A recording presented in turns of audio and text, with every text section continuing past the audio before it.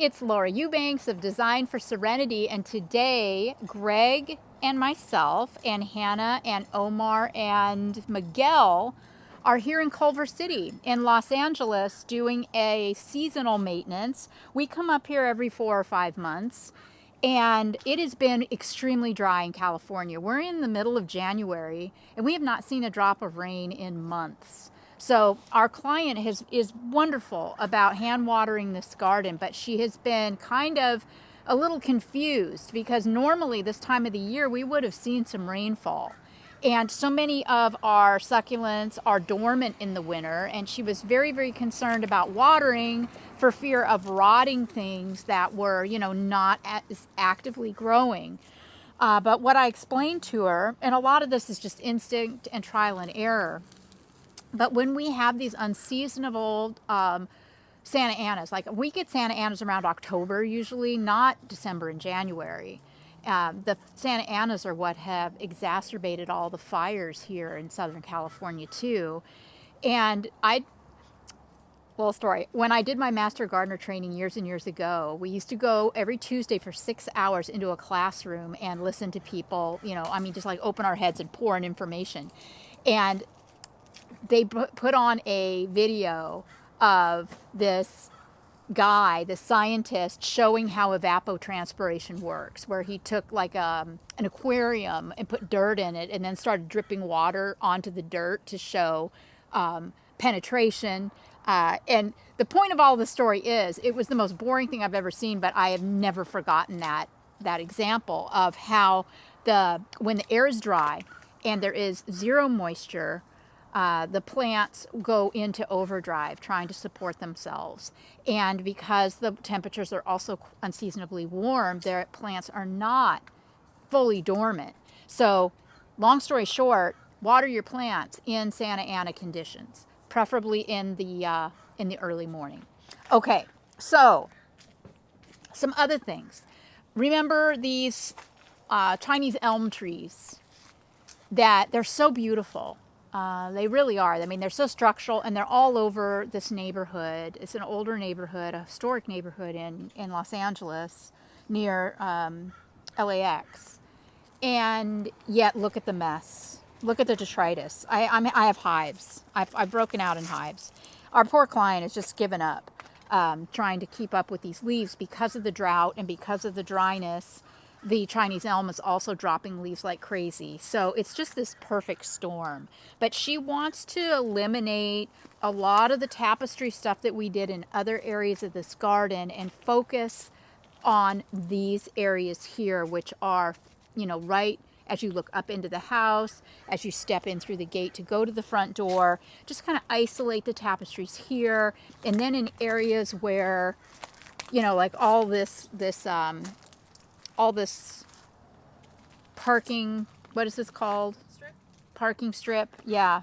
Where we have so much detail going on, to eliminate some of that detail. Also, this is Senecio skyscraper, which is a plant that I just recently found a few years ago. I use it occasionally. I love the texture and the color. You can't find anything like this in any other plant. But what I'm not enjoying is how it's getting so tall and floppy. And I don't want to just start hacking away at it because it's going to look bad. And then the plant is going to branch beneath the cuts and it's going to lose its shape. So we're going to dig this whole thing out, and we're going to take cuttings and we're going to stick them back in the ground, and we're going to see what happens. Now, it is a Senecio, so I'm hoping that it will be fine. This skyscraper is a lot more rigid than the traditional Senecio serpens, and it is very, very erect. See that? So hopefully everything will be fine with that. So that's going to happen today. We also brought a few more boulders in, and where we take out some plants that are just, superfluous, we're going to add a few more rocks. We're going to cut and reset the Aeonium sunbursts today. Remember, Aeoniums are awake in the wintertime, so this is a really good time for us to do that. We've already started taking out some plants so you can see where boulders can possibly go. Yeah, we've started, making some edits with plants. These are spots that we might pop in boulders. This is an elm that was cut down, but it wasn't ground, and it keeps making a comeback. And our client does not want to go to the expense to have this stump ground. So she wants us to just remove these plants and pop some boulders attractively in here, because when this leafs out, it's quite attractive, I guess. So that's the plan here in this corner. I'm going to make a change. I'm going to pull the aloe plicatilus out of this pot. It has never been happy in the pot. I'm going to plant it in the ground, and then we're going to choose something else to put in this pot. I'm going to take out this cotyledon. It's not happy, and it looks bad. We're going to put one of the big agave attenuatas in this spot instead. But she was saying it's so frustrating because this parking strip, she never waters it, and it looks so much better than areas that she does water, in terms of like these pachypodium, are really leafed out. She has pachypodiums over by the front that she doesn't water, or that she does water, that have dropped their leaves and don't look nearly as good. Since September. But she hasn't watered at all since September too, so there's that. Okay, so moving through here, things like the little Sedum Vera Higgins, these are coming out. We won't be replacing them with cutesy plants. We're just going to stick with more of the meatier plants, the bigger things like the Orgealis, this gorgeous aloe vera, the crassulas. This, if it looks okay, we'll let it ride. But anywhere where we see plants that are just really leggy and struggling, we're gonna pop them out. Everything in here looks really yeah, this is looking fine. I'm not seeing anything in here. Again, maybe a little of the Vera Higgins can go. This is pretty good too. Right here, the attenuata. Oh yeah, this is the attenuata that's going to go get moved over there. That's going to, because this is looking really, really crowded, isn't it? So we've got to, thin the herd here. Infringing on the sidewalk. Yeah, this is infringing on the sidewalk. So then, Omar, we have so much crabgrass over here that we decided that we were just going to excavate all the plants so that we could really get in there and get this crabgrass out by the roots. So you can see how infested it is in the root ball of this crassula. Yeah. So, we need to spend a little time here. Also, I guess the neighbor's gardener blows all of these leaves this way. So she wants to also dial this in, maybe just have this aloe and the mangave, and get rid of all of the other smaller things in here, and then stage a couple of more boulders in the hopes that the boulders might make a little bit of a buffer for all of the leaves. So we need to roll up our sleeves and get to work. This is going to be a massive transformation today.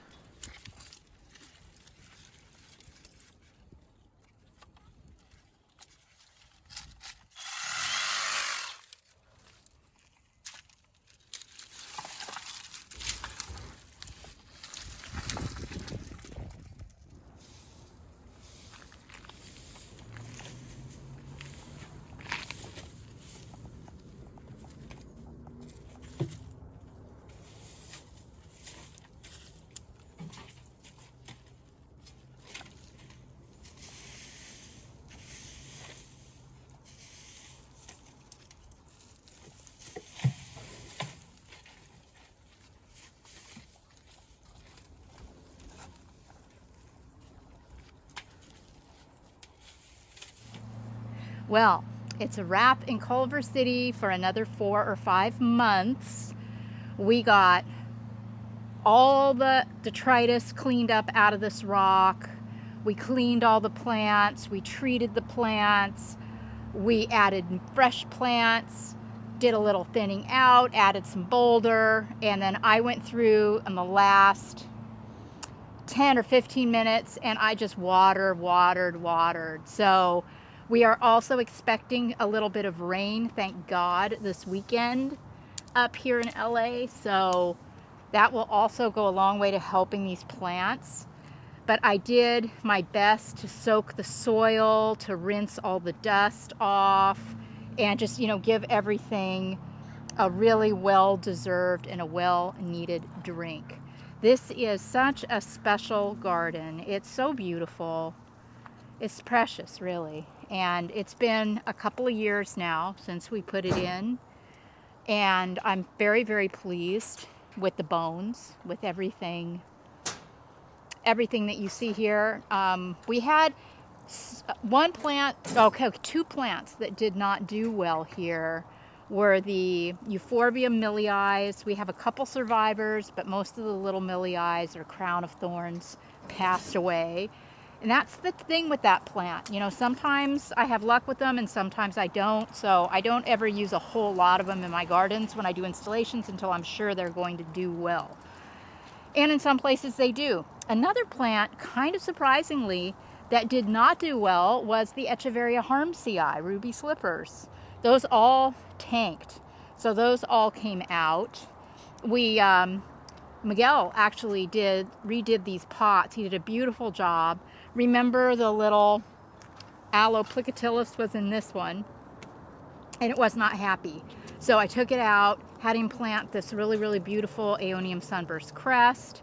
And then these are those little sedum shooting stars, the new introduction that I've loved so much. I think those are going to do really well because these pots do not see much irrigation.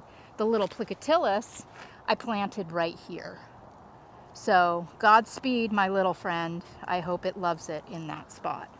We're here, as I said, every 4 or 5 months, so, we'll see. Now, right here where we have the big elm tree that has not been ground and it keeps shooting up new, it's just relentless. So what we did was staged a couple of larger boulders right here and took out the plant material. So when it does its little bushy thing in the spring, it'll be fine. All will be well there.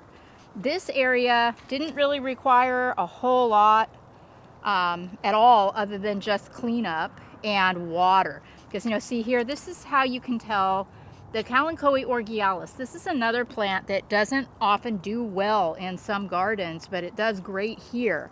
It's just very desiccated because it is so incredibly thirsty. But it's absolutely healthy, and this will bounce back real quick right now. The resilience of these plants is incredible.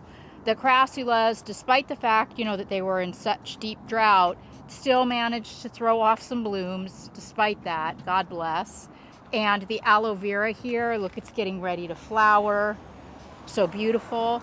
This is a testimony to microclimates. This orgialis isn't in as desiccated shape as its neighbors for reasons completely unknown.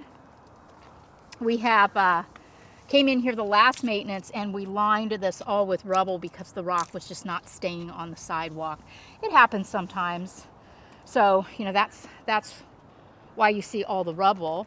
But all of these plants in here, the cherry chocolate chips that are more Manfreda than agave, are such a winner in this garden. They're just so beautiful and tropical looking. The Hesperaloes are thriving. We didn't get a whole lot of bloom because of the drought situation. Flowers are the last things. I believe it was Thoreau that said that the earth laughs in flowers, and I love that. And when you water your plants and give them, what they need, they will reward you with beautiful, beautiful blooms. So, yeah, this didn't need much. We took off a big parent agave right here and just left the pups at our client's request. Right here, Greg. Took off the agave, and so that'll take care of itself. I took some of the scraggly aeoniums out of the garden, but some of them, I believe that these are merlots. Some of them looked really good, as like these. They stayed compact. They didn't look too desiccated. So just again watered those in really well, and they're going to be quite happy. Here we just edited. This is the area we talked about earlier that the neighbor's gardeners just blow detritus everywhere. We literally had Omar remove all of these plants, pull all of the weeds by the roots and reset them. And we took out some of the smaller sedums and stuff. Um, and you know, just didn't reset them. So I hope that this was helpful for you all. We are going to be in Fullerton next week, so you can look forward to an absolutely amazing installation there. Until then, everybody, peace out.